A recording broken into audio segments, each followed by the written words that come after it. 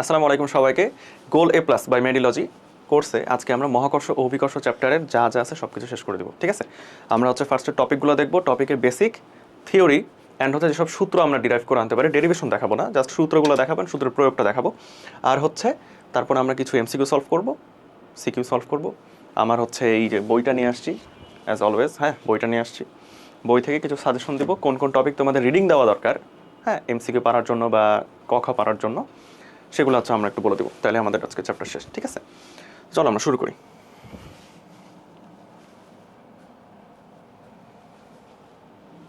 মহাকর্ষীয় বলের সূত্রের ব্যবহার, মানে মহাকর্ষীয় যে বলটা আছে সেটা তো একটা সূত্র লাগবে, তাই না?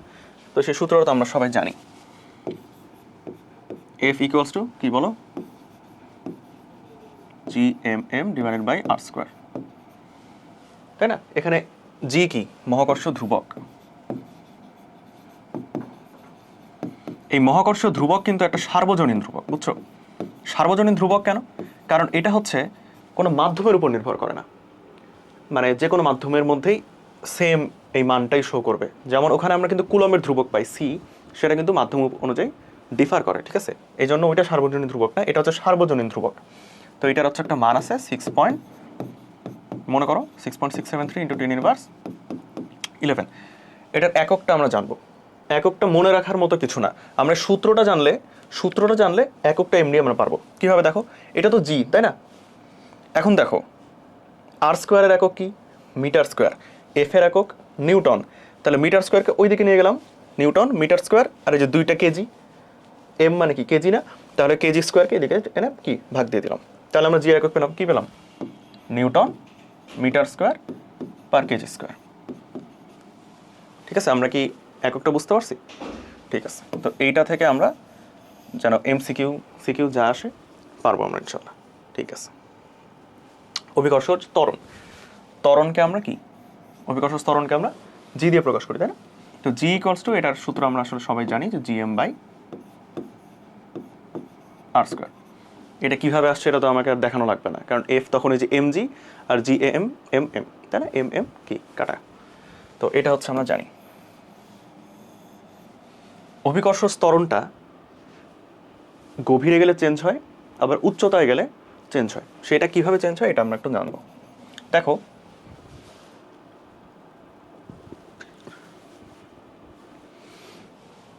আচ্ছা, জি এর আমরা আরেকটা সূত্র দেখি, ঠিক আছে? তাহলে আমরা একটু সুবিধা হবে। জি এর আমরা আরেকটা সূত্র দেখি, সেটা এম কে আমি যদি রিপ্লেস করে দিই, এম কে কিভাবে রিপ্লেস করবো, এম তো ভর, তাই না? তো এম কে যদি রিপ্লেস করি ঘনত্ব দিয়ে, রো ভি, তাই না, দিয়ে যদি আবার ভি কে রিপ্লেস করি 4/3 পাই আর কিউব, যেহেতু একটা গোলক 4/3 পাই আর কিউব, তাহলে আমার সূত্রটা সেরকম যে 4/3 জি পাই রো আর। ঠিক আছে, আমার জি এর এই দুইটা সূত্র আছে। এখন আমি যদি উচ্চতায় যাই, উচ্চতা মানে কি পরিবর্তন হচ্ছে বলো তো? ভর পরিবর্তন হচ্ছে না, কারণ গ্রহের ভর তো সেম আছে। উচ্চতা মানে আর পরিবর্তন হচ্ছে। তাহলে আমি লিখতে পারি জি সমানুপাতিক 1/r স্কোয়ার, 1/r স্কোয়ার, ঠিক আছে? যেহেতু এম ধ্রুবক তাই এম কে আমি বাদ দিলাম। তাহলে এখান থেকে আমরা লিখতে পারি যে জি, ধরো উপরে জি আমার জি ড্যাশ ভাগ জি, তাহলে এটা যেহেতু ব্যস্তানুপাতিক সম্পর্ক, তাহলে আর চলে গেল উপরে, আর এখানে চলে গেল আর প্লাস এইচ হোল স্কোয়ার। দেখো তো জিনিসটা বুঝতে পারোনি? কত সহজে আমি সূত্রটা ডেরিভেট করে ফেলছি, তাই না? এইভাবেই মনে রাখবা, তাহলে সূত্র কখনো গুলাবে না যে কোথায় কোনটা, সূত্র গুলাবে না কখনো। দেখো জি ড্যাশ ভাগ জি, এই জি তো উপরের জি, তাই না? উপরের জি যেহেতু ব্যস্তানুপাতিক সম্পর্ক, অর্থাৎ উপরে গেলে কমবে, তাহলে R square divided by R plus H whole square, এটাও কিন্তু একটা মানে কমা নির্দেশ করে, ঠিক আছে? তো আমাদের এটা গেল। এখন ধরো গভীরতায় গেলাম আমরা, তখন কি এই সূত্র খাটবে? একটু চিন্তা করো তো। হাতে লেখা একটু বাজে হচ্ছে, সমস্যা নেই। তখন কিন্তু এই সূত্র খাটবে না। তখন তাহলে কোন সূত্র খাটবে? তখন এইটা, কারণ ভর আর সেম থাকতেছে না তো। আমরা যখন গভীরতায় চলে যাচ্ছি তখন তো ভর সেম থাকতেছে না, তখন ঘনত্বটা সেম থাকছে। বুঝতে পারছো? আমরা যখন একটা গ্রহ থেকে ভেতরে যাচ্ছি তখন কিছুটা ভর তো আমরা বাইরে ফেলে দিয়ে চলে আসছি, তাহলে এটা যদি গ্রহ হয়, আমরা যদি একটু ভিতরে চলে আসি, গভীরতায় আসি, তখন এই যে এই বাইরের ভরটা আমরা ফেলে চলে আসছি না, বাইরের ভরটা ফেলে চলে আসছি, তাহলে ভর আসলে সেম থাকলো না, আমরা এই সূত্র আর ইউজ করতে পারবো না, জি সমানুপাতিক 1/r² আর ইউজ করতে পারবো না। কিন্তু যেহেতু গভীরতাটা সেম থাকলো, তাই আমরা ঘনত্ব যেহেতু সেম থাকলো, অর্থাৎ এই সূত্র আমরা ইউজ করতে পারি। ঠিক আছে, তখন আমরা ওই সূত্রতে যাবো, এই জন্য আমরা দুইটা সূত্র লিখে রাখছি। তাহলে এই ক্ষেত্রে আমরা লিখবো এরকম, জি সমানুপাতিক আর। কেন? কারণ এখানে তো ঘনত্ব সেম, এই জন্য আমরা জি সমানুপাতিক আর লিখছি, ঘনত্ব যেহেতু ধ্রুবক, আর এখানে যেহেতু ভর ছিল ধ্রুবক, তাই জি সমানুপাতিক 1/r² লিখছি। বোঝা গেছে? ঠিক আছে, অর্থাৎ এখানে আমরা লিখতে পারি জি ড্যাশ ভাগ জি r মাইনাস এইচ ভাগ আর। বুঝতে পারছো? আচ্ছা, এই দুটো জিনিস একটু বোঝার চেষ্টা করো, তাহলে আশা করা যায় যে ক্লিয়ার হয়ে যাবে আর কি।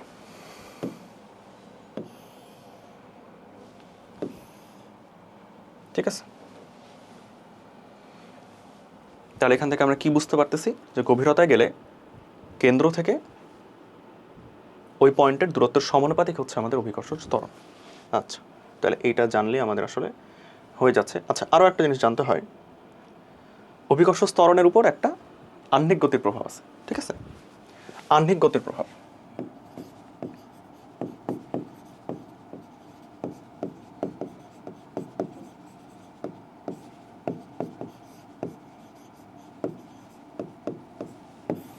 আহ্নিক গতির প্রভাবটা কি? যে আমরা জানি অভিকর্ষ ত্বরণ কিছুটা কমে যায়, অভিকর্ষ ত্বরণ কিছুটা কমে যায় কারণ পৃথিবী একটা ঘুরতেছে, তো যেহেতু ঘুরছে সেজন্য অভিকর্ষ ত্বরণ আমরা কিছুটা কম ফিল করি।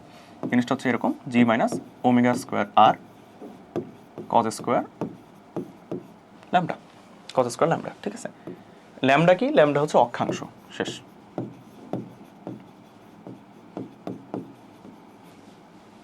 ওমেগা কি? এটা হচ্ছে পৃথিবীর কৌণিক বেগ।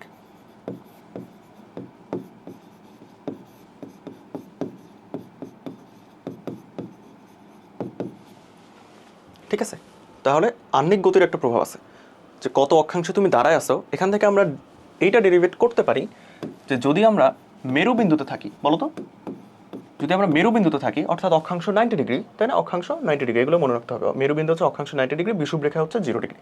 তো মেরু মানে 90 ডিগ্রি, সেক্ষেত্রে জি ড্যাশ হবে আমার জি এর সমান, মানে সেখানে আমার সর্বোচ্চ জি, সেখানে ঘূর্ণনের কোনো প্রভাব নাই, কারণ যেহেতু মেরুবিন্দু সেখানে তো আসলে ঘুরতেছে না কিছু, তাই না? ওই পয়েন্টটা তো স্থির, সেখানে জি ড্যাশ হচ্ছে জি। ঠিক আছে, কারণ কোনো কমতি নাই।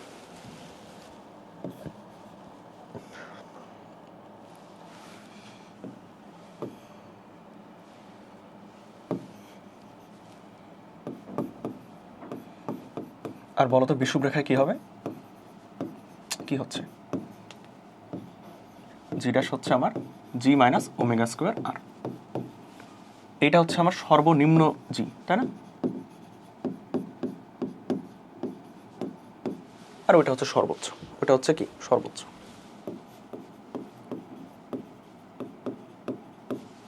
তাহলে আমরা জিনিসটা বুঝতে পারছি। ওকে, মহাকর্ষের প্রাবল্য ও বিভব, জাস্ট সূত্রটা দেখাই দিই। ঠিক আছে, প্রাবল্য এটা কি বলতো? এটা হচ্ছে জি এম আর আর স্কোয়ার। এটা তোমরা সবাই জানো, এম হচ্ছে পৃথিবীর ভর, আর হচ্ছে পৃথিবীর ব্যাসার্ধ। আচ্ছা, আর বিভব এটা কিন্তু নেগেটিভ, এটা কিন্তু সবসময় নেগেটিভ। ঠিক আছে, G M by R. Negative কেন? বিভব কিন্তু নেগেটিভ হতে হবে, কারণ বিভব যদি 0 হয়ে যায় মানে পৃথিবী আর ওকে টানতেছে না, তুমি তখন ফ্রিলি উড়ে চলে যেতে পারবা। ঠিক আছে, বিভব পজিটিভ হওয়া মানে তুমি পৃথিবীর থেকে একদম মানে আকর্ষণ ছেড়ে সব চলে গেছে। তো পৃথিবীর আকর্ষণ ছেড়ে আসলে যাওয়াটা সম্ভব না, তাই সবসময়ই নেগেটিভ। বিভব কখন শূন্য হয়? অসীম দূরত্বে। ঠিক আছে, বিভব শূন্য হয় অসীম দূরত্বে, এটাই বিভবের সর্বোচ্চ ভ্যালু। আচ্ছা, এখান থেকে আমরা জিনিসটা বুঝতে পারতেছি যে কে আমরা লিখতে পারি ডিভিডিআর, নেগেটিভ ডিভিডিআর। এটা কি তোমরা বুঝতে পারো? ডিফারেন্সিয়েশন না বুঝলেও হবে। এটা দেখো, ভি কে আর দিয়ে ভাগ দিচ্ছি, এই যে ভি কে আমি যদি আরও একটা আর দিয়ে ভাগ দিই, তাহলে তো জিএম বাই আর স্কোয়ার হয়, তাই না? তাহলে এই জিনিসটা আমরা জানতে হবে। ধরো একটা বিভবের যদি ইকুয়েশন দেয়, সেটাকে ডিফারেন্সিয়েট করলে আমরা প্রাবল্য পাবো। ঠিক আছে, তো এই জিনিসটা জেনে থাকলে ভালো। ওকে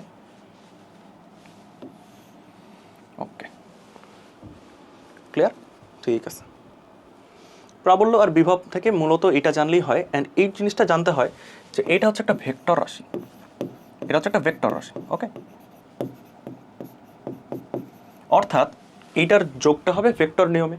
ভেক্টর নিয়মের যোগ কীভাবে হয়? √a² + b² + 2ab + cos α। ঠিক আছে, আর এটা হচ্ছে স্কেলার রাশি, তাহলে এইটার জন্য কোনো ভেক্টর যোগ হবে না, এটা সিম্পলি যোগ বিয়োগ হয়ে যাবে, এটা সিম্পলি যোগ বিয়োগ হয়ে যাবে। ওকে, অ্যান্ড যেহেতু ভর কখনো নেগেটিভ হয় না, তাই এটা সবসময় যোগই হবে। আমরা যখন স্থির তড়িৎ পড়বো, হ্যাঁ, তখন দেখবা যে আসলে বিভবটা যোগ বিয়োগ হচ্ছে, কারণ তখন তো চার্জ পজিটিভ হতে পারে, নেগেটিভ হতে পারে, নেগেটিভের জন্য নেগেটিভ বিভব, পজিটিভের জন্য পজিটিভ, তাই না? ঠিক আছে, কেপলারের সূত্র এখান থেকে সাধারণত সিকিউ আসে না, বা টপিকটা জেনে রাখলে ভালো। কেপলারের মোট 3টা সূত্র আছে। কেপলারের কয়টা সূত্র আছে? 3টা সূত্র আছে। ঠিক আছে, এটাকে আমরা মনে রাখতাম এইভাবে, EAT। ঠিক আছে, কারণ তোমাকে এমসিকিউ দেয় যে প্রথম সূত্র কোনটা, দ্বিতীয় সূত্র কোনটা, তৃতীয় সূত্র কোনটা। ঠিক আছে, এই জিনিসগুলো মানে তোমাকে দেয়। মানে হচ্ছে এলিপস। ঠিক আছে, মানে উপবৃত্ত। আমি ব্যাখ্যা দিচ্ছি না, ব্যাখ্যা বই আছে, আমি পরিণত বলবো পরে। অর্থাৎ একটা গ্রহ উপবৃত্তাকারে ঘুরে নক্ষত্রকে কেন্দ্র করে। ঠিক আছে, এটা হচ্ছে এরিয়া, মানে হচ্ছে কি ক্ষেত্রফল। যখন নক্ষত্রকে কেন্দ্র করে ঘুরে তখন সমান সময় সমান ক্ষেত্রফল অতিক্রম করে। ঠিক আছে, অর্থাৎ যখন নক্ষত্রের কাছে থাকে তখন বেশি দূরত্ব অতিক্রম করে, নক্ষত্র থেকে দূরে গেলে কম দূরত্ব অতিক্রম করে। ঠিক আছে, তো এই জিনিসটা হচ্ছে পড়ে নিতে হবে। দ্বিতীয় সূত্রটা কিসের? ক্ষেত্রফলের সূত্র। তৃতীয় সূত্রটা কিসের? সেটা হচ্ছে পর্যায়কালের সূত্র।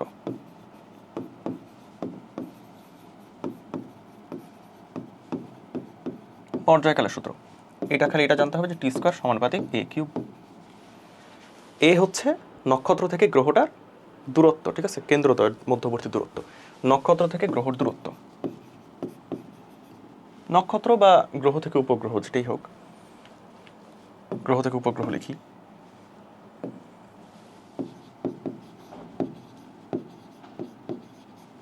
নক্ষত্রই লিখলাম, সমস্যা নেই।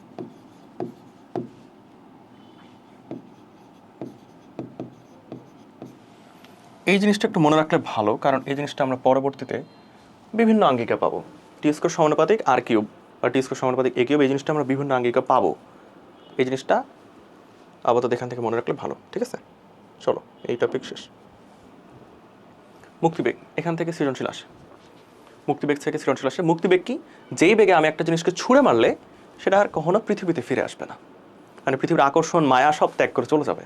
তো কিভাবে আসলে এটা রাশিমালাটা, এটা আসলে আমরা এখন ডিরাইভ করবো না, জাস্ট সূত্রটা জানবো যে মুক্তিবেগ এটাকে VE হিসেবে লিখে, হ্যাঁ, এটাকে VE হিসেবে লেখা হয়, মানে হচ্ছে এসকেপ ভেলোসিটি। ঠিক আছে, মানে পৃথিবীর মায়া ত্যাগ করে সে এসকেপ করে চলে যাবে। এটা সূত্র হচ্ছে 2gm/r, এটা রুট, অথবা √2gr। ঠিক আছে, কারণ এই তো gm কে gr² হিসেবে লেখা যায়, মানে এই যে gr², কারণ gm না, ওই তো gm/r²।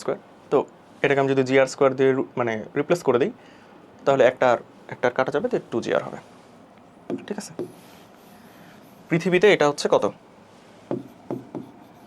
পৃথিবীর মুক্তিবেগ কত? পৃথিবীর মুক্তিবেগ হচ্ছে 11.2 কিলোমিটার/সেকেন্ড। ঠিক আছে, এত বেগে যদি তুমি একটা জিনিসকে ছুঁড়ে মারতে পারো তাহলে সে আর কোনোদিন ফিরে আসবে না পৃথিবীতে। অ্যান্ড এর চেয়ে কমে মারলে কি? এই জিনিসটা বই আছে, এটা আমি পড়ে নিতে বলবো। ঠিক আছে, তো ওখান থেকে পড়ে নিবা। মুক্তিবেগে আপাতত এটার এখানে কিছু নেই।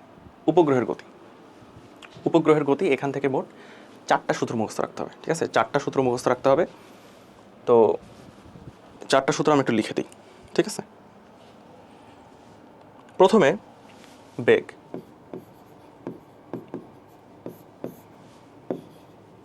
মানে উপগ্রহের বেগ আর কি, উপগ্রহের বেগ, যে বেগে সে ঘুরতেছে, ঠিক আছে, সেটা হচ্ছে জিএম ভাগ আর প্লাস এইচ। যে কোনো মুহূর্তে জিএমকে জিআর স্কোয়ার দিয়ে রিপ্লেস করা যাবে, ঠিক আছে।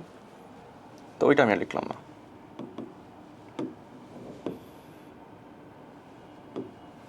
এবার আসো পর্যায়কাল।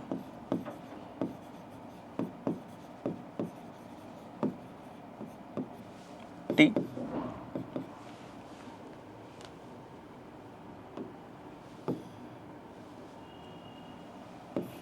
এগুলা সূত্র কি তোমাদের মুখস্থ আছে বলো তো? দেখো পর্যায়কাল কি 2 পাই আর ভাগ ভি না, তাই না? তাহলে 2 পাই ভাগ ভি ইন্টু আর, আর মানে তো আর প্লাস এইচ, কারণ কৃত্রিম উপগ্রহ তো একটা উচ্চতায় ঘুরতেছে, রাইট? তো এখান থেকে দেখা যাচ্ছে আমরা যে এই ভিটাকে কিন্তু রিপ্লেস করতে পারি এটা দিয়ে, ভিটাকে আমরা এটা দিয়ে রিপ্লেস করে দিতে পারি, তাই না? যেটা দিয়ে, সেটা করলে কেমন আসে? 2 পাই রুট ওভার আর প্লাস এইচ হোল কিউব ভাগ জিএম, ঠিক আছে। জিএমকে জিআর স্কোয়ার দিয়ে তুমি রিপ্লেস করতে পারো। একটা জিনিস দেখো, ও নো,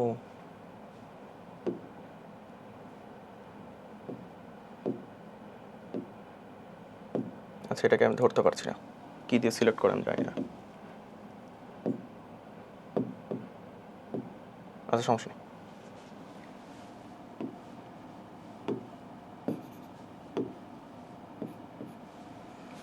একটা জিনিস দেখো, ওই যে আমরা দেখছিলাম না টি স্কোয়ার সমানুপাতিক আর কিউব, এ দেখো এখানে সেটা আসছে। আমি যদি টিকে একটা স্কোয়ার করে দিই, এখানকার রুটটা চলে যাবে, টি স্কোয়ার সমানুপাতিক এই যে আর কিউব। কেপলারের তৃতীয় সূত্র, মিল পাইছো?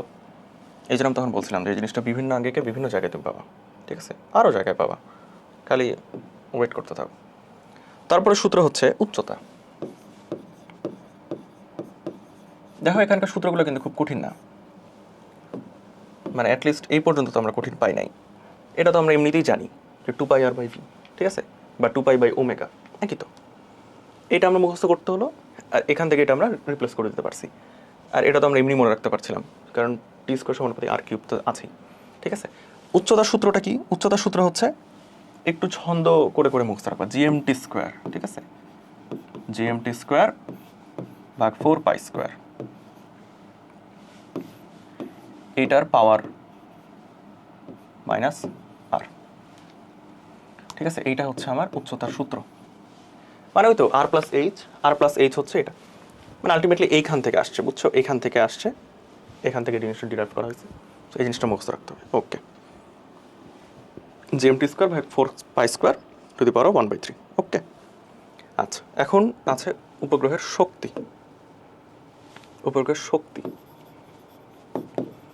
শক্তি আবার তিনটা, বিভব শক্তি, গতিশক্তি, মোট শক্তি। তাহলে বিভব শক্তিতে আসো। বিভব শক্তি,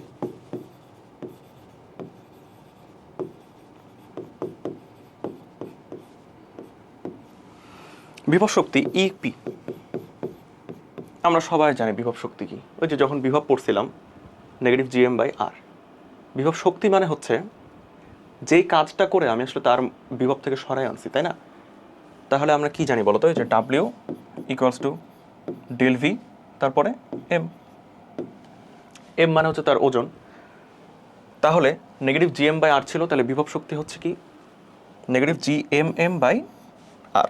এটা আমরা ওখানে চলো লিখে আসি, যেহেতু আমরা স্লাইডগুলো সুন্দর করতেছি, সো এটা আমরা এখানে লিখে ফেলি। তাহলে বিভব শক্তি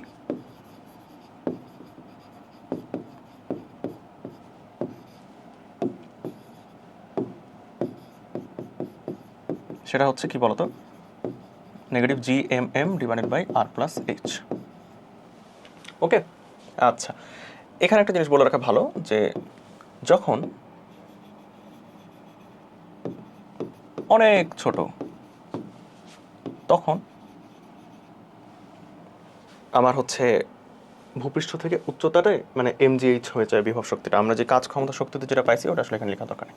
যাই হোক, এমজিএইচ যে আমরা লিখি ওই জিনিসটাও সঠিক, ঠিক আছে, ওই উচ্চতা থেকে যখন আমরা এইচ ধরি আর কি, ঠিক আছে। এখানে হচ্ছে আমরা এককটা বলি নাই, এককটা বলি, হ্যাঁ। এইটা কি বলতো, জুল পার কেজি, এটা হচ্ছে জুল পার কেজি, আর এটা হচ্ছে প্রাবল্য, তো newton per KG. Newton per KG আর ওটা হচ্ছে জুল পার কেজি। ওকে ওকে, এখানে একটা জিনিস বলা ভালো। দেখো তো জিএম বাই আর স্কোয়ার কিন্তু জিও ছিল, ছোট হাতের জি, যেটা অভিকর্ষ ত্বরণ। তাহলে মহাকর্ষীয় প্রাবল্য ইকুয়ালস টু অভিকর্ষ ত্বরণ, যেটার একক হচ্ছে নিউটন পার কেজি, আর নিউটনকে ভাঙাইলে এটা আলটিমেটলি মিটার পার সেকেন্ড স্কোয়ারই আসে। এটা ultimately metre per second square, মানে কি ত্বরণের একক, ঠিক আছে। তাহলে মহাকর্ষীয় প্রাবল্য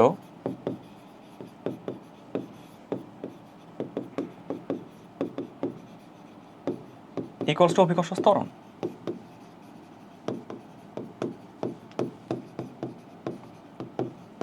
ঠিক আছে, ওকে।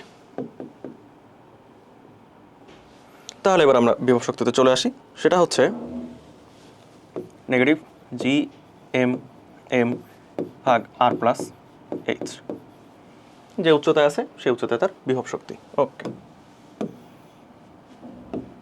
গতিশক্তি।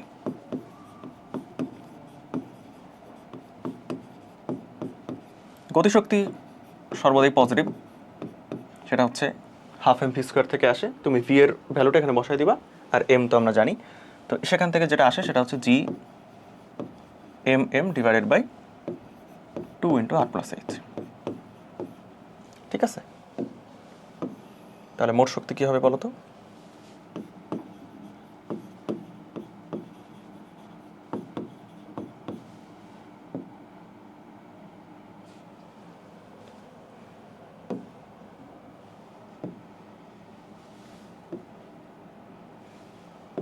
মোট শক্তি হবে এই দুটোর যোগফল, এই দুটোর যোগফল হবে মোট শক্তি। তাহলে এইটা ধরো আমরা হাফ ধরি, আর এটা -1, তাহলে -½ হবে, তাই না?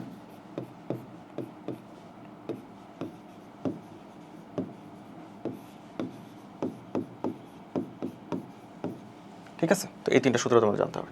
এখান থেকে শর্টকাট হচ্ছে গতিশক্তি আর মোট শক্তি নিউমেরিক্যালি সমান, জাস্ট একটা পজিটিভ আর একটা নেগেটিভ। ঠিক আছে, আর বিভব শক্তি হচ্ছে মোট শক্তির দ্বিগুণ, যেহেতু নেগেটিভ তো তাই মোট শক্তির দ্বিগুণ হচ্ছে বিভব শক্তি। আচ্ছা, ঠিক আছে, চলো আমরা এখন এমসিকিউ সলভ করি। আমরা প্রায় শেষের পথে। মহাকর্ষ ধ্রুবকের একক, মহাকর্ষ ধ্রুবকের একক আমরা জানি newton metre square per KG square, তাই না? এখন নিউটনটাকে রিপ্লেস করতে হবে। নিউটন হচ্ছে কি বলের একক না, তাহলে KG metre per second square, metre square per KG square. তাহলে দেখো কেজি আর কেজি স্কোয়ার মানে হচ্ছে আমার এম ইনভার্স, মানে কেজি ইনভার্স 1 হবে। কেজি ইনভার্স 1 এখানে আছে, এখানে আছে। আচ্ছা, গেল। Metre cube, metre cube second inverse 2, metre cube second inverse 2। ঠিক আছে, ওকে ওকে। মেরু অঞ্চল অপেক্ষা উত্তর সব কিছু দেওয়া আছে, ঠিক আছে। তো সব কিছু যদি সলভ নাও করে দিই তোমরা নিজে তাগিয়ে দেখে ফেলো। মেরু অঞ্চল অপেক্ষা বিষুবীয় অঞ্চল অভিকর্ষ ত্বরণ কত কম? ওই যে সূত্রটা, G equals to G dash equals to G minus omega square R, তাই না? আচ্ছা, এখানে আসলে মার্ক না করি, এখানে জাস্ট ব্যাখ্যাটা লিখে দিই যে জি dash two G minus omega square আর যখন cause square lambda equals to 1। কারণ তো বিষুবীয় অঞ্চলে যেহেতু ল্যামডা 0, তাহলে কজ 0 মানে কি 1 না? ঠিক আছে। ভূপৃষ্ঠ থেকে যে গভীরতা এবং উচ্চতায় অভিকর্ষ ত্বরণের মান সমান হয় তাদের অনুপাত। আচ্ছা, এই জিনিসটা মুখস্থ রাখলে ভালো, এই জিনিসটা মুখস্থ রাখতে ভালো। তবে এটা আসলে বের করা যায় এভাবে, মানে কিছু শর্টকাট সূত্র আছে, বুঝছো? কিছু শর্টকাট সূত্র আছে, মানে আমরা যেমন ওইখানে, আচ্ছা ওইখানে আমরা লিখে দিই, ঠিক আছে। এটা আসলে তোমরা সিকিউতে করতে পারবে না, বুঝছো? এটা তোমরা সিকিউতে করতে পারবে না, এই জন্য আমি এখানে লিখি নাই। বাট এমসিকিউর জন্য এই জিনিসটা কাজে আসে মাঝে মধ্যে। এইটাকে আমরা একটু রিপ্লেস করতে পারি, সেটা হচ্ছে কিভাবে, এইভাবে আমরা রিপ্লেস করতে পারি। জি ড্যাশ হচ্ছে জি ইন্টু 1 মাইনাস 2h বাই আর, ঠিক আছে। আর এইটাকে আমরা রিপ্লেস করতে পারি জি ইন্টু 1h বাই আর। দেখো এটা তো আমরা এমনি বুঝতে পারছি যে জি কে ওদিকে নিয়ে গেলাম, আর কে ভাগ দিয়ে দিলাম, তাহলে 1 মাইনাস h বাই আর, ওটা তো আমরা বুঝতেই পারতেছি। বাট এইটা আমরা বুঝতে পারছি না যে বর্গ থেকে আলটিমেটলি এই জিনিস কেমনে আসলো, তাই না? বর্গ থেকে এই জিনিস কেমন আসলো? অ্যাকচুয়ালি সত্য কথা যে এইটা অ্যাকচুয়ালি কারেক্ট না, এটা অ্যাকচুয়ালি কারেক্ট না, এটা কারেক্ট, ওই দিকেরটা কারেক্ট, ঠিক আছে, বাট এটা অ্যাকচুয়ালি কারেক্ট না। এটা সবসময় খাটে না, অ্যান্ড এই জন্যই তুমি এটা সিকিউতে করবা না। তুমি সিকিউতে করবা এটা ইউজ করে, এটা সিকিউতে ইউজ করবা, ঠিক আছে, এটা সিকিউতে ইউজ করবা। বাট এই জিনিসটা তুমি এমসিকিউতে শর্টকাট হিসেবে খাটাইতে পারো, ঠিক আছে, এমসিকিউতে শর্টকাট হিসেবে খাটাইতে পারো। তাহলে এটা হচ্ছে এমসিকিউস শর্টকাট।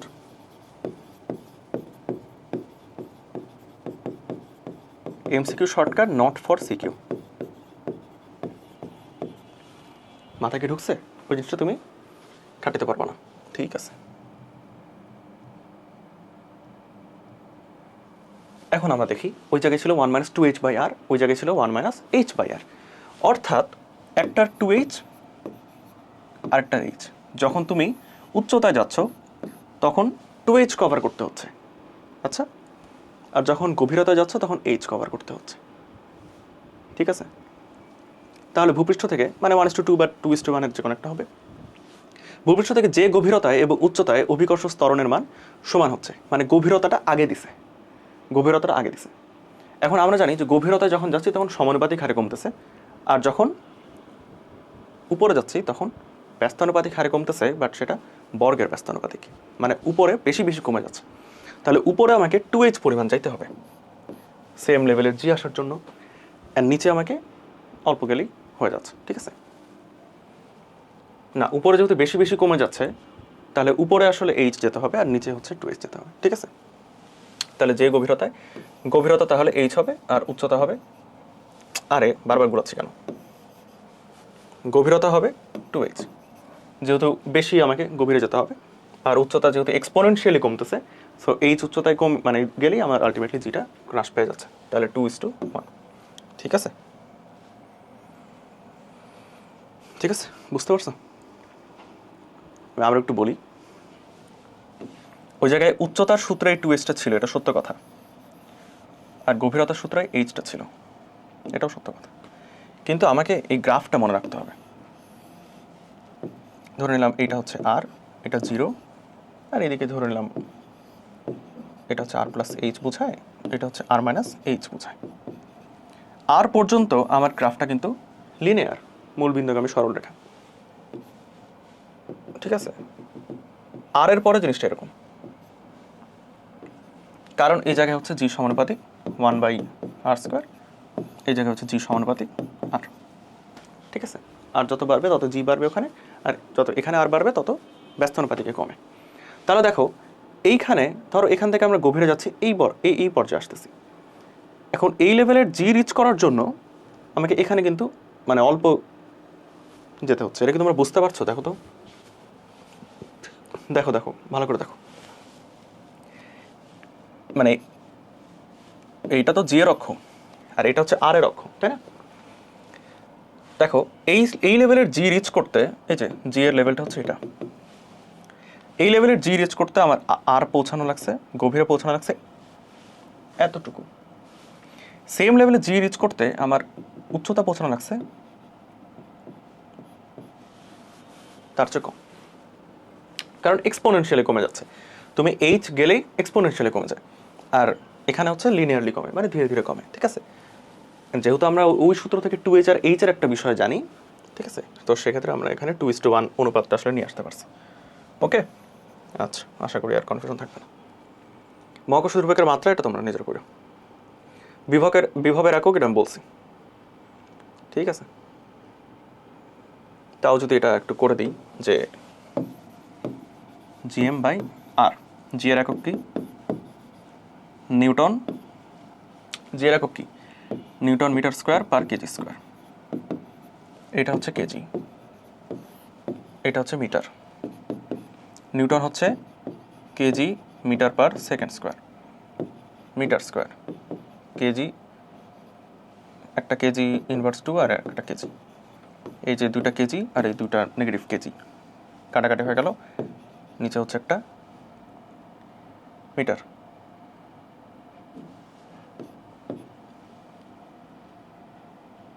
অ্যান্ড এটা হচ্ছে তাহলে আমার ultimately metre square per second square, হ্যাঁ, metre square per second square. And এইটাই হচ্ছে আবার জুল পার কেজি আর কি, বুঝছো? এটাই হচ্ছে জুল পার কেজি।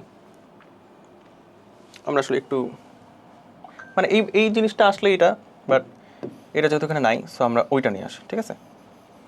এখন জুলের আবার ইয়াটা কি বলতো, এফএস না, মানে নিউটন মিটার, তাই তো? Newton metre. তাহলে এখানে দেখো, এখানে যত একটা মিটার আসতেছে, হ্যাঁ, তাহলে আমরা নিউটন মিটার, এই যে এটা এটা কাটাকাটি হলো নিউটন মিটার, আর এইখানে হচ্ছে newton metre square per KG square, একটা কেজি, হ্যাঁ নিউটন মিটার, আর এখানে একটা কি কেজি ইনভার্স থাকতেছে। এই যে দেখো, এই যে এম আর এই এম কাটাকাটি হয়ে গেল, তাহলে এটা হচ্ছে আমার কি, তাই না? এই যে এই এম আর এটা কাটাকাটি হয়ে গেল, তাহলে নিউটন মিটার আর এটা কাটাকাটি হয়ে গেল per KG. Okay, newton metre মানে হচ্ছে জুল, জুল পার কেজি। এটাই আবার metre square per second square, ঠিক আছে? তো যেভাবে লিখতে চাও সেভাবে লিখবা আর কি, মানে অপশন যেটা আসবে। কোনটির প্রভাব নেই এটা আমরা জানি যে উচ্চতার প্রভাব আছে, আমরা পড়ছি। অক্ষাংশের প্রভাব আছে, কারণ অক্ষাংশ মানেই তো ধরো ঘূর্ণন ক্রিয়া, তো আমরা তো জানি। দ্রাঘিমার কোনো প্রভাব নেই। দ্রাঘিমা কি বলতো, এটা ধরো যদি পৃথিবী হয়, তাহলে এই উত্তর দক্ষিণ বরাবর, হ্যাঁ উত্তর দক্ষিণ বরাবর হচ্ছে আমার, হ্যাঁ কেমনে লিখি জিনিসটা, উত্তর দক্ষিণ বরাবর হচ্ছে আমার অক্ষাংশ বলা হয়, ঠিক আছে? আর এই যে পূর্ব পশ্চিম, ধরো এটা পশ্চিম, এটা পূর্ব, পূর্ব পশ্চিম বরাবর বলা হয় হচ্ছে দ্রাঘিমা। তো আমাদের এই বরাবর হচ্ছে বিষুব রেখা, আর এটা হচ্ছে মেরু, হ্যাঁ এটা হচ্ছে মেরু, মানে এটা হচ্ছে বিষুব রেখা। পুরো ক্লাস কিন্তু কনসেপ্টের উপর, বুঝছো?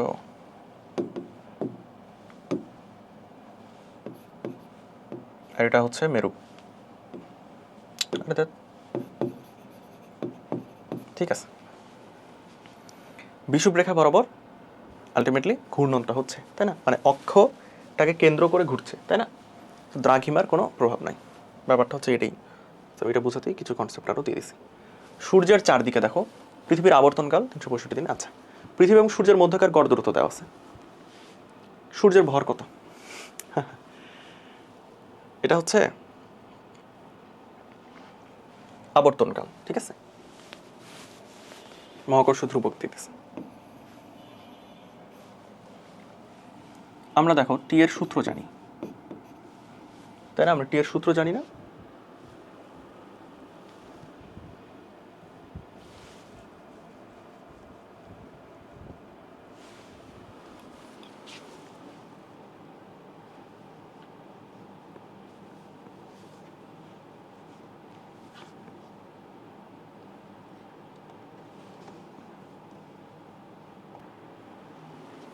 আচ্ছা, আমরা যে উপগ্রহের সূত্রটা পড়ছিলাম না, হ্যাঁ কৃত্রিম উপগ্রহের, টি ইকুয়ালস টু কি বলো, 2 পাই রুট ওভার আর প্লাস এইচ হোল কিউব না, ভাগ জি এম। এখন এখানে আর প্লাস এইচ তো না, এখানে তো পৃথিবীটাকে উপগ্রহ হিসেবে চিন্তা করো, ঠিক আছে? উপগ্রহ হিসেবে চিন্তা করো, আর সূর্য হচ্ছে ধরো তোমার তাহলে সেক্ষেত্রে পৃথিবী। ওকে, এটা তাহলে আর প্লাস এইচ, হ্যাঁ আর প্লাস এইচ, এটা হচ্ছে আমাদের টি। এটা তো অবশ্যই দিনে দেওয়া, তো অবশ্যই এটাকে সেকেন্ডে নিয়ে আসতে হবে, সেকেন্ডে নিয়ে আসতে হবে, ঠিক আছে? এটা সেকেন্ডে নিয়ে আসতে হবে। অ্যান্ড জি তো দেওয়া, তাহলে তুমি কি পেলো বলো? জি পাইছো, এম তোমাকে বের করতেছে যে সূর্যের ভর কত, এম দিয়ে বের করতেছে, আর প্লাস এইচ পাইছো, ওকে, টিও পাইছো। তাহলে এম কি অজানা থাকে? তাহলে এটা করো, ক্যালকুলেটার বসালেই হয়ে যাবে। কৃত্রিম উপগ্রহে রৈখিক বেগের ক্ষেত্রে কোনটি সঠিক? দেখো রৈখিক বেগ মানে তো ভি, ভি এর আমরা কি সূত্র শিখছিলাম না? 2 পাই ভাগ টি যেটা, অ্যান্ড টি এর ভ্যালু আমাকে বসাইতে হবে। আচ্ছা যাই হোক, সমস্যা নাই। আমরা পাইছিলাম হচ্ছে রুট ওভার 2gm ভাগ, সরি না, রুট ওভার 2gm না, শুধু জিএম, ওকে, তো জিএম ভাগ আর প্লাস এইচ। তো এখানে আসলে এটা কী করছে আমি জানি না। জিএমকে আমরা জি আর স্কোয়ার হিসেবে লিখতে পারি না, জি আর স্কোয়ার ভাগ আর প্লাস এইচ। এই আর স্কোয়ারকে বাইরে নিয়ে চলে আসা যায় না, তাহলে জি ভাগ আর প্লাস এইচ আর বাইরে আর। ঠিক আছে, খুঁজে পাইছো? আচ্ছা, এখানে আমরা একটা জিনিস বুঝতে পারি যে দেখো, বেগের সূত্র হচ্ছে রুট ওভার জিএম ভাগ আর প্লাস এইচ, মুক্তিবেগের সূত্র হচ্ছে রুট ওভার জিএম ভাগ 2gm ভাগ আর। তাহলে দেখো, মুক্তিবেগটা সবসময় কৃত্রিম উপগ্রহের বেগের √2 গুণ, তাই না? √2 গুণ। জিনিসটা বুঝতে পারছো? ঠিক আছে, কিছু জ্ঞানমূলক কোশ্চেন আছে। মুক্তিবেগ কাকে বলে, হ্যাঁ, সমবিভব তল কি, পার্কিং কক্ষপথ কাকে বলে, সব লেখা আছে, এগুলো একটু পড়ো। ঠিক আছে, এগুলো বোর্ডে আসা কোশ্চেন যেহেতু, তো তোমাকে পড়তে হবে। অনুধাবনমূলক কোশ্চেন দেখো, বিষুবী অঞ্চলে ওজন হ্রাস পাওয়ার কারণ কি? বিষুবী অঞ্চলে ওজন হ্রাস পাচ্ছে কারণ হচ্ছে সেখানে ঘূর্ণনটা সর্বোচ্চ, তাই না? ওমেগা স্কোয়ার আর পরিমাণে কমে যাচ্ছে। তোমাকে সূত্র সহ লিখে ব্যাখ্যা দিয়ে দিবা, 2 পেয়ে যাবা। মহাশূন্যচারীরা কেন নিজেদেরকে ওজনহীন মনে করে? কারণ সেখানে জি শূন্যতাই, কারণ এখানে জি শূন্যতাই, আর এখানে হচ্ছে জি মাইনাস ওমেগা স্কোয়ার আর, তাই। মহাকর্ষীয় বিভবের মান সংজ্ঞা টঙ্গা থেকে বলে দিও, এগুলো পড়তে হবে। পৃথিবীর অভ্যন্তরে কোনো স্থানে অভিকর্ষ ত্বরণ পৃথিবীর কেন্দ্র হতে দূরত্ব সমানুপাতিক। এটা তো আমরা পড়েই আসছি যে সেখানে ঘনত্ব যেহেতু সেম থাকে, তাহলে সেক্ষেত্রে আমরা জি সমানুপাতিক আর এই সূত্রটা ব্যবহার করি, কেন্দ্র থেকে দূরত্ব সমানুপাতিক। ঠিক আছে, যখন রো ফিক্সড, এটা অবশ্যই লিখতে হবে, যখন রো ফিক্সড। বাট যখন উচ্চতায় চলে গেছো, তখন তো মানে বাইরের দিকের কোনো ভর নাই, মানে যখন তুমি এটা পৃথিবী অ্যান্ড তুমি এখানে চলে গেছো, তখন তখন এই জায়গায় কি কোনো ভর আছে? অর্থাৎ ঘনত্ব কমে গেল না? তখন তুমি এই সূত্র ইউজ করতে পারবে না, কারণ তখন ভর সেম, ঘনত্ব সেম না। ঠিক আছে, আচ্ছা। পৃথিবীর কেন্দ্রে বস্তুর ভর কেন্দ্র ভার কেন্দ্র দুইটাই পাওয়া যাবে কিনা, দুটার মধ্যে ডিফারেন্স বুঝতে হবে। ভর কেন্দ্র কি, ভার কেন্দ্র কি? ভর কেন্দ্র হচ্ছে সমস্ত ভর যেখানে পুঞ্জীভূত হয়ে আছে বলে আমার মনে হচ্ছে। ঠিক আছে, কোনো একটা বলের, কোনো একটা বস্তুর, বড় সড় একটা বস্তুর সমস্ত ভর যেখানে পুঞ্জীভূত হয়ে আছে সেটা তার ভর কেন্দ্র। ভার কেন্দ্র কি? ভার কেন্দ্র হচ্ছে যেই জায়গাতে তার অভিকর্ষ বলটা ক্রিয়া করছে, যেই পয়েন্টে। সাধারণ ক্ষেত্রে ভর কেন্দ্র ভার কেন্দ্র একই বিন্দু, হ্যাঁ, কিন্তু এই তো কনসেপ্ট অনুযায়ী পৃথিবীর কেন্দ্রে ভর কেন্দ্র তো পাবোই, যেহেতু জিনিসটার ভর আছে তো ভর কেন্দ্র পাবো। বাট ভার কেন্দ্র পাবো না, তো সেখানে তার কোনো অভিকর্ষ ত্বরণ নাই, তার তো ভার কেন্দ্র থাকবে না। আর কোনো জায়গায় তো তার অভিকর্ষ বলটা ক্রিয়া করছে না। ঠিক আছে, তাহলে এই জিনিসটা একটু মজার কোশ্চেন। ওকে, কোনো গ্রহের মুক্তিবেগ ওই গ্রহের ব্যাসার্ধের উপর নির্ভরশীল কিনা? অবশ্যই নির্ভরশীল, আমরা তো সূত্র থেকেই জানি, তাই না? ভিই হচ্ছে 2gm ভাগ আর। ওকে, আর এমনি উপগ্রহের বেগ হচ্ছে রুট ওভার জিএম ভাগ আর প্লাস এইচ, অর্থাৎ মুক্তিবেগটা হচ্ছে √2 গুণ। ওকে, আচ্ছা, আমরা এখন কিছু সিকিউ সলভ করবো। বেশিরভাগ তোমরা নিজেরাই পারলে আমরা ছেড়ে দেবো, হ্যাঁ, জাস্ট একটু হিন্ট দিয়ে ছেড়ে দেবো। ঠিক আছে, পৃথিবীকে 6400 কিলোমিটার ব্যাসার্ধের একটি সুষম গোলক ও নিজ অক্ষের সাপেক্ষে আবর্তনকাল 24 ঘন্টা বিবেচনা করো। আচ্ছা, আমরা এটা তো জানি, বিবেচনা করার কি আছে? পৃথিবীপৃষ্ঠে জি এর আদর্শ মান দিতেছে। ভূপৃষ্ঠ হতে কত উচ্চতায় জি এর মান ভূপৃষ্ঠের 3/5 হবে? কত উচ্চতায়, এটা কেমন করে দিতে হবে? জি ড্যাশ হচ্ছে জি ড্যাশ ভাগ G into equals to G R square ভাগ R plus H whole square, তাই না? এটা তো আমরা জানি যে জি ড্যাশ ভাগ জি ইকুয়ালস টু আর স্কোয়ার ভাগ R plus H whole square. ওকে, গড় নির্ণীত জি এর মান ভূপৃষ্ঠে যদি পেতে হয়, তাহলে পৃথিবীর আবর্তনকালের কিরূপ পরিবর্তন আনতে হবে? খুবই সুন্দর কোশ্চেন, যত রকম কনসেপ্ট থিওরি আছে সব এই কোশ্চেন কভার করে ফেলে, এই জন্য এই কোশ্চেন আমি সিলেক্ট করছি আসলে। এই যে দেখো, এই জিটাকে আমার এখানে পাইতে হবে, এই জিটা তো কম, এই জিটা তো অবশ্যই কম, তাহলে এই কম জিটা পাইতে গেলে পৃথিবীর আবর্তনকালের পরিবর্তন করতে হবে। আবর্তনকালের মানেই হচ্ছে আমার ওই সূত্রটা, G dash equals to G minus omega square R. ঠিক আছে, এখানে কস্টস নেবো না, কারণ এখানে অক্ষাংশ বলে নাই, সো আমি ধরে নিলাম এটা বিষুবক্ষে। ঠিক আছে, মানে বিষুব রেখায়। তাহলে এখন আমার ওমেগা বের করতে হবে। আমি জি এর ভ্যালু জানি, এই জি তো আমরা জানি 9.81 দিয়ে দিচ্ছে, আরও জানি। তাহলে ওমেগার মান আমরা বের করলাম। এই ওমেগা বের করে আমি সেখান থেকে টি বের করতে পারবো না, কারণ টি হচ্ছে 2π ভাগ ওমেগা, সেখান থেকে টি আমরা বের করে ফেলবো। ঠিক আছে, এখানে উত্তর দেওয়া আছে, তোমরা দেখে দেখে করে ফেলো। ওকে, ঠিক আছে, চিত্রে দেখো এবিবিসি সিএ সবগুলো হচ্ছে 15 মিটার, অর্থাৎ এটা একটা সমবাহু ত্রিভুজ, অর্থাৎ প্রত্যেকটা কোণ হবে আমার 60 ডিগ্রি। এই জিনিসটা আমি ফার্স্ট লাইনেই বুঝতে পারছি, ঠিক আছে। অ্যান্ড প্রত্যেকটা হচ্ছে 15 মিটার করে। আচ্ছা, ডি বিন্দু বি সি এর মধ্যবিন্দু, ঠিক আছে। বি বিন্দুতে একটা ভর দেওয়া আছে 60 কেজির, সি বিন্দুতে একটা ভর দেওয়া আছে 70 কেজি। ওকে, এ বিন্দুতে বিভবের মান কত? দেখো বিভব কিন্তু একটা স্কেলার রাশি, সো এটা সিম্পল যোগ। এতে বি এর জন্য একটা বিভব কাজ করবে, সি এর জন্য একটা বিভব কাজ করবে, সেই দুটার যোগফল হচ্ছে আমার এ বিন্দুর টোটাল বিভব। বিভবের সূত্র হচ্ছে জি এম ভাগ আর। এখানে যেহেতু এম সিম্পলি বলেই দিছে, সেটা তাহলে M B plus negative G M C ভাগ আর, ঠিক আছে। তাহলে এখানে আমরা নেগেটিভ জি ভাগ আর কমন নিতে পারি, অ্যান্ড এখানে M B plus M C করে ফেললে আমাদের কি এই আর কত 15 মিটার, ঠিক আছে না? ওকে, এম বিও তোমরা জানো, এম সিও তোমরা জানো, 70 এটা 60, ঠিক আছে। বুঝতে পারছি, negative G by R common নিয়ে M B plus M C হয়ে গেছে। এ ও ডি বিন্দুর প্রাবল্য, এখন দেখো প্রাবল্য তো আর স্কেলার রাশি না, এটা তো ভেক্টর রাশি। তাহলে এ বিন্দুতে প্রাবল্য হবে বি এর জন্য যে প্রাবল্য, সি এর জন্য যে প্রাবল্য, তারপর তার লব্ধি প্রাবল্য। ডি বিন্দুতে প্রাবল্য হবে বি এর জন্য যেটা, সি এর জন্য যেটা, তারপরে তার লব্ধি প্রাবল্য। কীভাবে করবো আমি জাস্ট এটা বলে দিই, জাস্ট এ এরটা দেখাই, ঠিক আছে। ডি এরটা তোমরা এমনি পারবা। বি এর জন্য প্রাবল্য বের করবা, মানে ই ধরে নিলাম বি এ, আমি এইভাবে লিখলাম, ঠিক আছে। তাহলে নেগেটিভ জি এম ভাগ R square, sorry negative G M ভাগ আর স্কোয়ার। এখন এই এমটা কত হবে? এই এমটা হবে এম বি, তাই না? এটা আমরা পেলাম। এখন E C A equals to, আচ্ছা এখানে নেগেটিভ দিছি কেন?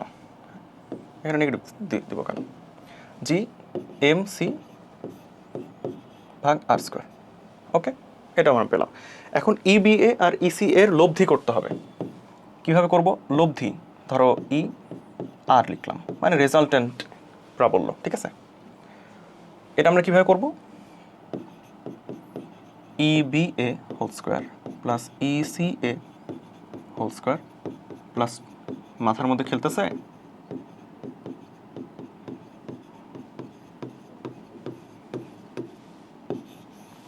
ভেক্টর যোগ খেলছে মাথার মধ্যে, ঠিক আছে। আর ডি বিন্দুটাও সেম, তখন cos 180 ডিগ্রি হয়ে যাবে। ওকে, অ্যান্ড এই আরগুলোতেও জানো, এইখানে আর কিন্তু 15, বা ডি বিন্দুর ক্ষেত্রে আর কত? 15-র অর্ধেক।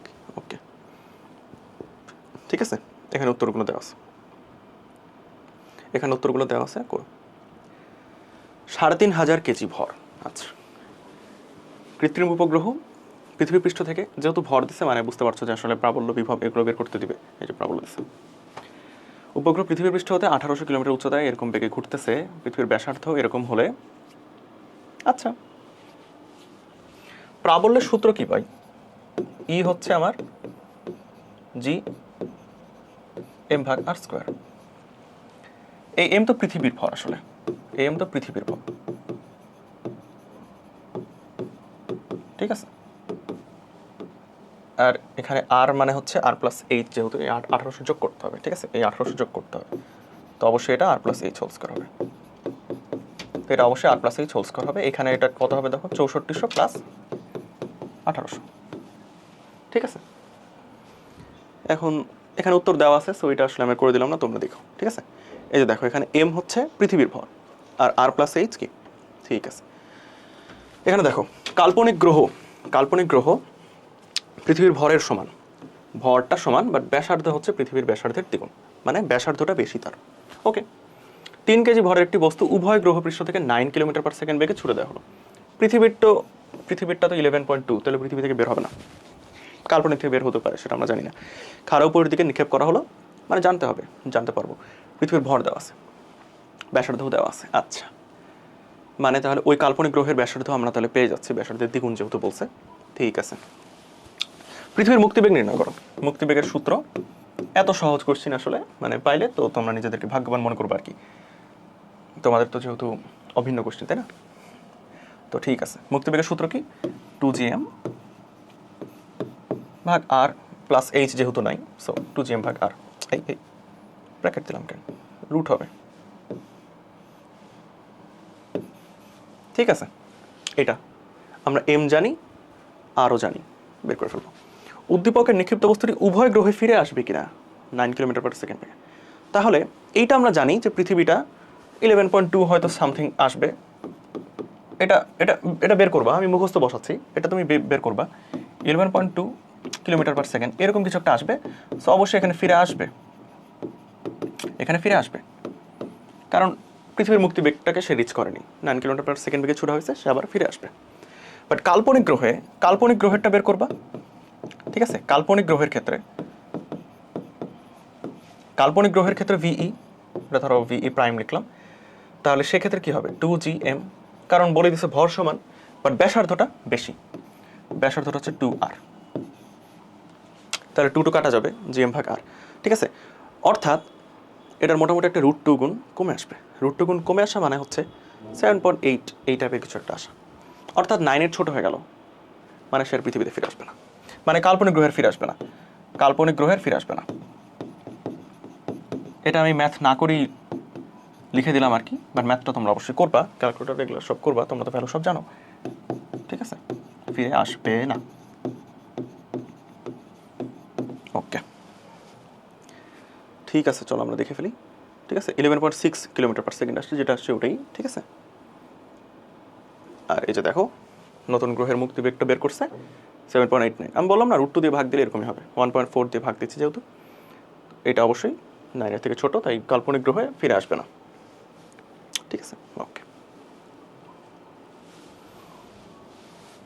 ভূপৃষ্ঠ হতে 1200 কিলোমিটার উচ্চতায় একটি আবর্তনকাল, দেখো এই আবর্তনকালের সূত্র আমরা পড়ে আসছি, t = 2π √r+h হোল কিউব ভাগ gm। কি ব্যবস্থা গ্রহণ করলে কৃত্রিম উপগ্রহটি মহাশূন্যে হারিয়ে যাবে? ওই তো বেগকে √2 গুণ করতে হবে, এটা তো এমসিকিউর কোশ্চেন, বেগকে √2 গুণ করতে হবে।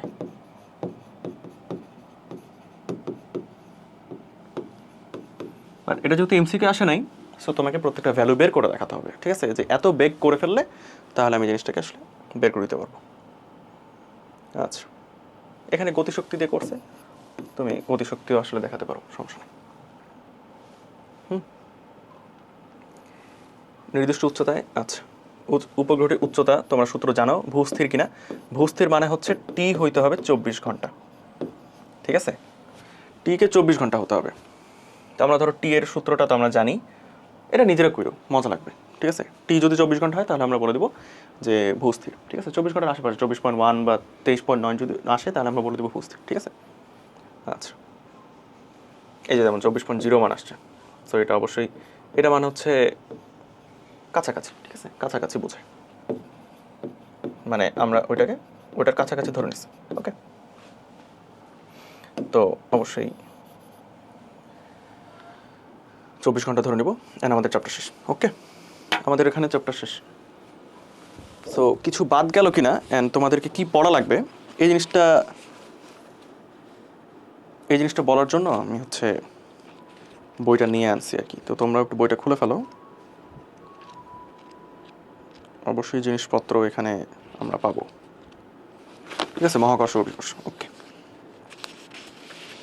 মহাকর্ষ সূত্র আবিষ্কার করেন নিউটন। সূত্র আছে 3টা, গ্যালিলিওর যেটা পরন্ত বস্তুর সূত্র, ঠিক আছে। তো এইগুলো হচ্ছে জানতে হবে। গিনি পালক তার প্রথম সূত্রটা প্রমাণ করে, এই লাইনগুলো একটু পড়ো, দাগান লাইনটা থাকলে খুব ভালো। তারপরে আসছে কেপলারের সূত্র, ঠিক আছে। কেপলারের 3টা সূত্র আমরা কিন্তু পড়ে ফেলছি। আচ্ছা, আমার বইয়ের অবস্থা আসলে খুব বাজে, সো এক্সকিউজ দ্যাট। আচ্ছা, ঠিক আছে। মহাকর্ষ সূত্রটা আমরা পড়ছি, এখানে আসলে কিছু নাই। মহাকর্ষ বলের প্রকৃতিটা একটু দেখো, হ্যাঁ, ওখান থেকে এমসিকিউ আসছে মহাকর্ষ বলের প্রকৃতি, ওকে। এবার হচ্ছে সূর্যের ভরটা মুখস্থ করো, 2 × 10⁻30, যেমন এর আগে এমসিকিউ আমরা বের করছিলাম, বাট ওইটা মুখস্থ বসায় দিলেও আসলে হয়, ঠিক আছে। আচ্ছা, ঠিক আছে। অভিকর্ষ ত্বরণ 45 ডিগ্রিতে জিনিসটাকে আদর্শ ধরা হয়। সো এইটার জিনিসটা জানবা। ভর ও ঘনত্ব, আচ্ছা, 3টা কারণে জি এর পরিবর্তন হয়, হ্যাঁ, অভিকর্ষ ত্বরণের পরিবর্তন ঘটে, এই জিনিসটা মনে রাখবা। আদর্শ মান কত হিসাবে সুবিধার্থে কত ধরা হয়, এগুলো সব মনে রাখবা, ঠিক আছে? ঠিক আছে, এগুলো আমরা সূত্র সব পড়ে ফেলছি, এগুলো আমরা জানি। অক্ষাংশ ক্রিয়া, এটাও আমরা জানি। জি এর কোথায় কত মান, এই জিনিসটা দেখবা। ঢাকায় এত, রাজশাহীতে এত, এই জিনিসগুলো মেডিকেলে আসে, আসলে ইন্টারমিডিয়েটে আমি আসতে দেখি নাই। তারপরে হচ্ছে ক্ষেত্র প্রাবল্য, এগুলা পড়ে ফেলো। গ্রাফটা অবশ্যই জানতে হবে, এই যে লিনিয়ারলি গেল, তারপরে কি এরকম হয়ে গেল, তাই না? আচ্ছা, বিভব যে নেগেটিভ, বিভব নেগেটিভ বলতে কি বোঝায়, এই জিনিসটা হচ্ছে একটু জানতে হবে। তারপর প্রাবল্যের যেই ব্যবকলনীয় সূত্র ডিভিডিআর। আচ্ছা, তারপরে এই যে নিরেট গোলকের বাইরে কেমন, নিরেট গোলকের মধ্যে কেমন, ভিতরে কেমন, এখানে কিছু প্রাবল্য আর বিভবের কিছু সূত্র আছে, এগুলো আসলে একাডেমিকে লাগে না, বুঝছো? ইঞ্জিনিয়ারিং এক্সপেরিমেন্ট হলে তখন হয়তো তোমরা পড়বা, আর এগুলো অ্যাকচুয়ালি লাগে না, এই জন্য আমি এই টপিকটা বাদ দিছি। তো এই টপিকটা আসলে যদি না পড়ে থাকো তাহলে নতুন করে মাথা ঘামানোর দরকার নেই এই সময়, ঠিক আছে? যে এই টপিকটা আমরা এরকম লাস্ট মোমেন্টে সাজেশন ক্লাসে এই জিনিসটা আমরা রাখি নাই, ঠিক আছে? রাখলে অনেক সূত্র দেওয়া যেত। এখানে মোটামুটি ফাঁপা গোলকের জন্য 3টা, ফাঁপা গোলকেরটা তোমরা সবাই জানো, বাইরে প্রাবল্য আর বিভবের সূত্র তো আমরা জানি, পৃষ্ঠের প্রাবল্য বিভবের সূত্রও আমরা জানি, তখন জাস্ট ব্যাসার্ধটা হবে, আর ভিতরে চলে আসলে প্রাবল্য হয়ে যায় 0। ফাঁপা গোলকে এর ভেতরে প্রাবল্য হয় 0, ঠিক আছে? এই জিনিসটা জানতে হবে। ফাঁপা গোলকের আর ভেতরে প্রাবল্য 0, আর বিভব কষ্ট পৃষ্ঠের বিভব। কেন কি মানে কেন? কারণ বিভব মানে হচ্ছে ওই বিন্দু পর্যন্ত নিয়ে আসতে কাজ, তাই না? তো ভিতরে যেহেতু প্রাবল্য নাই, তাহলে ভিতরে তুমি ঘুরে বেড়াতে কোনো কাজ হচ্ছে না, মানে বিভবের কোনো হেরফের নাই। বা পৃষ্ঠ পর্যন্ত তো প্রাবল্য ছিল, তাহলে পৃষ্ঠ পর্যন্ত আমার কাজ হয়েছে, তারপর ভিতরে যখন চলে আসি তখন আর কোনো প্রাবল্য নাই, সেজন্য সেখানকার বিভব যা, পৃষ্ঠের বিভবও তা। পৃষ্ঠ পর্যন্ত নিয়ে আসতে যা কাজ, ভিতরে ঘুরেফেরা করতেও একই কাজ, ঠিক আছে? তো এইটুকু জানলেই হবে। নিরেট গোলকেরটা আসলে জানার প্রয়োজন নাই, যদি জেনে থাকো তাহলে ভালো। ভর কেন্দ্র ভার কেন্দ্র কি, এই জিনিসটার পার্থক্য এখানে দিছে, এই জিনিসটা একটু পড়ো।